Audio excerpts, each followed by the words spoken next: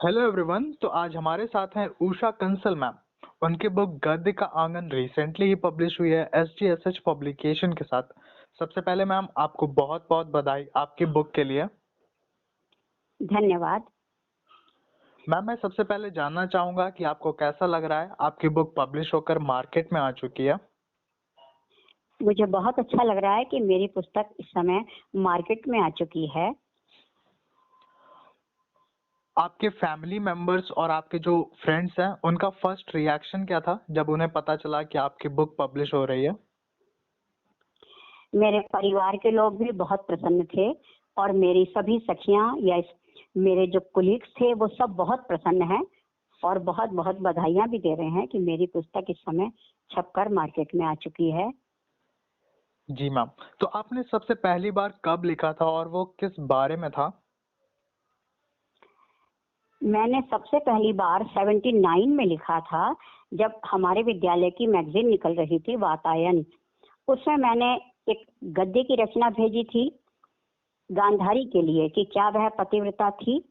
जी। तो उसमें मुझे इस बात का प्रश्न का उत्तर कभी नहीं मिला कि आंख पर पट्टी अगर लगातार बांध ली जाए तो क्या वह मुंह धो सकती है, क्या वह बाल धो सकती है, और क्या कोई ऐसी कपड़ा होगा कि जो कभी गंदा नहीं होगा, उसे धोने के लिए हटाना पड़ता होगा, और अगर मुंह धोती होगी तो पट्टी गीली हो जाती होगी, तो फिर उसमें गीले होने से चर्म रोग हो सकता है, जुएं पड़ सकती हैं और किसी भी तरह की परेशानी हो सकती थी। तो क्या ये संभव है कि किसी ने आजीवन पट्टी बांधे लगातार रही हो, या फिर अगर उसने चमड़े की पट्टी बांधी है तब तो और भी मुश्किल है। क्या वो चमड़े की पट्टी जिसमें कि कोई छेद नहीं होते, तो उसमें तो चर्म रोग होने का और भी ज्यादा खतरा है। जी मैम। और एक इंसान की स्वभाव है कि वो अनायास आंखें खुल जाती हैं अगर वो ठीक है तो क्या कभी नहीं खुली होंगी? जब पहले बच्चे गोद में आया होगा तो कभी मन में नहीं आया होगा इस बच्चे को देख लूं? क्या कभी आंख में खुजली नहीं आती होगी? ये ऐसे ऐसे प्रश्न थे, पर इसका जवाब अभी भी कहीं नहीं है। और दूसरा मैंने लिखा था कि पति पत्नी में जब झगड़ा हो जाए तो किस तरह का होता है कि अगर झगड़ा चल रहा हो तो प्रणय कलह वो अजब खेल है, जब हो तो यूं भासित होता जैसे हम दिन रात बन गए अर्थात कभी नहीं मिलेंगे, और न हो तो यूं लगता है जैसे हम तुम युगों युगों से एक दूसरे के पूरक हों। ज्यों वर्षा के बिना वनस्पति, दिनकर के बिन दिवस न होता, वैसे ही है प्राण सखा तुम, प्रणय सखा तुम, तन में प्राण गुथे से लगते। तो ये तब मैंने 2 रचनाएं लिखी थी, पर विद्यालय के दिनों में शिक्षण कार्य में इतना अवकाश नहीं होता था। अब सेवानिवृत्त होने के पश्चात मैं ज्यादा अच्छी तरह से और ज्यादा मात्रा में भी लिखने लगी हूँ। जी मैम। अनेक पत्र पत्रिका में। जी जी, आपकी ये दोनों ही रचनाएं बहुत अच्छी हैं मैम। धन्यवाद। तो मैम आपने अपनी बुक का नाम रखा है गद्य का आंगन, कोई खास वजह इसके पीछे? नहीं, ऐसे ही, क्योंकि कविताएं अधिकांश लोग लिखते ही हैं जी। और मुझे लगता है कि गद्य में लिखना ज्यादा अच्छा लगता है, क्योंकि गद्य में बड़ा स्कोप बहुत सारा है। आप नाटक, कहानी, यात्रा साहित्य लिख सकते हैं, संस्मरण लिख सकते हैं, कुछ भी आलेख लिख सकते हैं, अपनी मन की बात जैसी कि तैसी व्यक्त कर सकते हैं। मैंने पिता पर भी लिखा था कि पिता वह अखिल ब्रह्मांड में वह छत्र है जिसका कोई विकल्प नहीं है। जी। और इसीलिए मुझे गद्य का आंगन शीर्षक अच्छा लगा। जी मैम। तो मैम आपकी इस बुक गद्य के आंगन में और क्या-क्या हमारे पाठकों को पढ़ने को मिलेगा? एक तो यही गांधारी वाली रचना भी है। जी। गद्य की रचनाएं काफी हैं, मदन मोहन मालवीय हैं, या त्योहार हैं जैसे बिहू, इस तरह के जो ज्यादातर उत्तरी भारत में उतने प्रचलित से नहीं दिखाई देते। जी।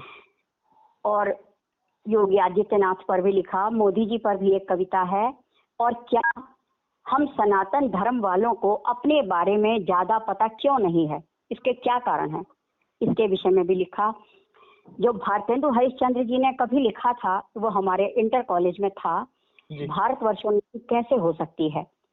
तो वो बातें आज भी मुझे पूरी तरह याद हैं कि हम में से ऐसे हैं जो यही कहते रहते हैं कि हमें तो भाई अपने परिवार के पालन पोषण से ही फुर्सत नहीं मिलती, हम देश के लिए क्या सोचें। जी। और जो देश को सोच सकते हैं उनके पास हम जैसों के लिए, हरिश्चंद्र जी की भाषा में, हम जैसे डरपोक ने, काले भद्दे लोगों के लिए वो अपना क्यों बहुमूल्य समय गंवाएंगे।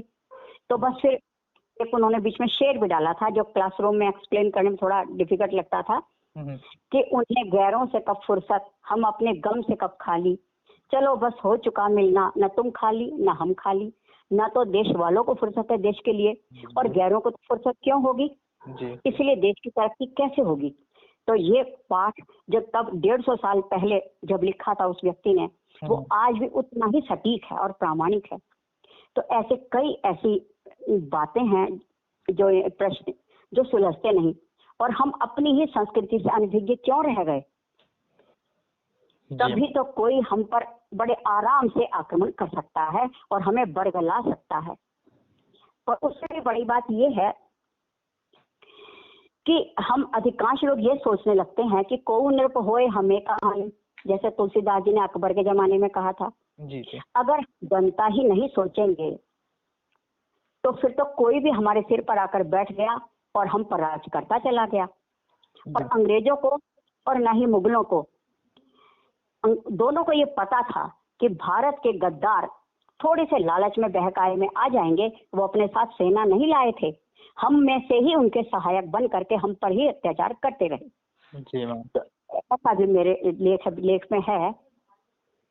जी मैम। मुझे पूरा विश्वास है कि पाठकों को आपकी बुक बहुत ज्यादा पसंद आने वाली है। धन्यवाद। तो मैम आप खुद को राइटिंग की फील्ड में कहाँ तक ले जाना चाहती हैं? हाँ, वैसे तो बहुत सारे लेखक और कवि ने प्रभावित किया है। बिहारी लाल जी हैं, भारतेंदु हरिश्चंद्र जी हैं। भारतेंदु हरिश्चंद्र जी का, आप उनको इतनी कम उम्र मिली जीने के लिए, कुल 34 साल। उस व्यक्ति ने कब मैगजीन्स भी निकाल डाली, रचनाएं भी लिख डाली, गद्य पद्य नाटक हर फील्ड में लिख डाला और अपने साथ साथ अपने मित्रों को भी जोड़ लिया। और वो व्यक्ति जो तब इतना सोच पाया, अंग्रेजों के जमाने में सोच पाया, हम आज भी उतना नहीं सोच पाते। और दिनकर जी की रचनाएं, वो इतना भाषा में प्रवाह और ऐसे ऐसे शब्दों का प्रयोग करते हैं जिसमें से उर्वशी, कुरुक्षेत्र, वो अत्यधिक प्रभावित करती हैं। उर्वशी जो श्रृंगार रस की रचना है,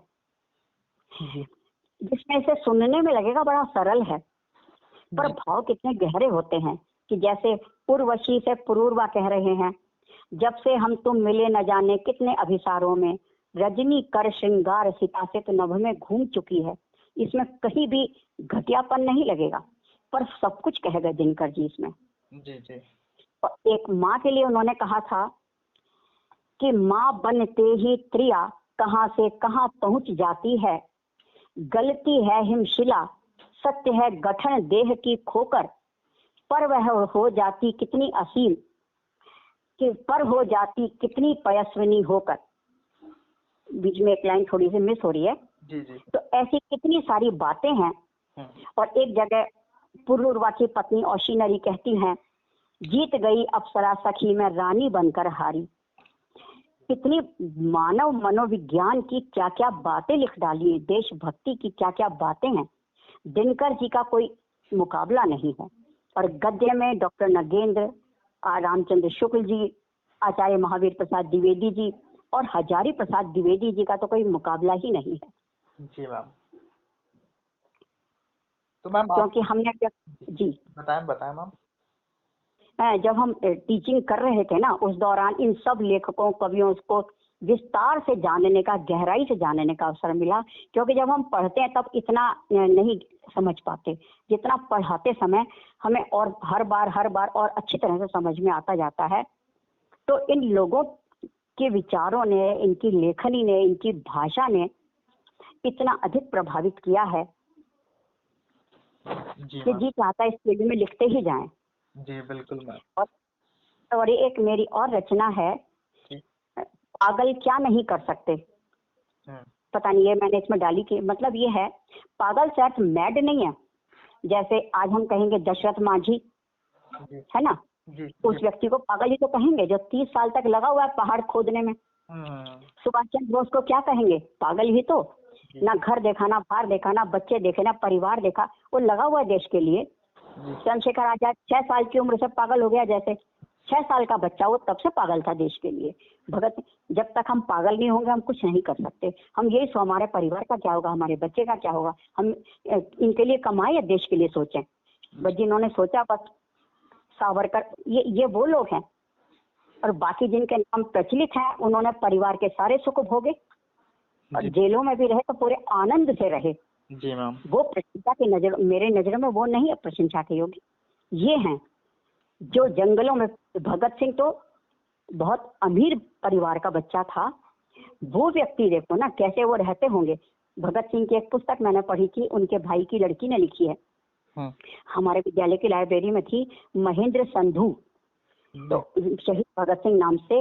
उसमें जो चित्रण किया है कि कैसे ये लड़के तब करते होंगे। उस जमाने में रेस्टोरेंट, ये ढाबे ढूबे इस तरह के नहीं होते थे। ये बच्चे जो 15-16 साल के मारे मारे फिरते थे, खाते कहाँ थे? तो उसने बताया जंगल में कहीं टूटे फूटे खंडहर में 2 ईंटें जोड़ी और उल्टी सीधी टूटे फूटे घड़े कहीं पड़े होते थे, उसमें अपनी कच्ची पक्की दाल पकाई और ऐसे उल्टी सीधी रोटियां पकाई, खाए और लग गए काम पे। यही तो थे पागल। हमें सारा कुछ चाहिए।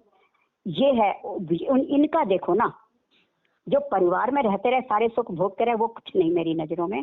भगत सिंह का आप ये पढ़ेंगे तो आपकी आंखों में आंसू आ जाएंगे, क्योंकि वो परिवार के व्यक्ति ने लिखा है, वो ज्यादा प्रामाणिक है। जी मैम। और ऐसे ही चंद्रशेखर आजाद के लिए, जब उनके पति भी मर गए, चंद्रशेखर भी मर गए, बड़ा बेटा भी मर गया, माँ की क्या दुर्दशा हुई होगी। जो अत्यंत निर्धन तब भी थे, वो लकड़ी चुप करके लाती, जंगल से जंगल में ही रहते थे। और फिर वो अपने खाना बनाती या जो कुछ भी घर में अनाज होता उसी को उबाल करके खाया करती थी। तो एक लेखक थे, उनका दिल में आया कि जाकर पता करूं उनकी माँ की क्या दशा है। जब वो वहां पहुंचे जी।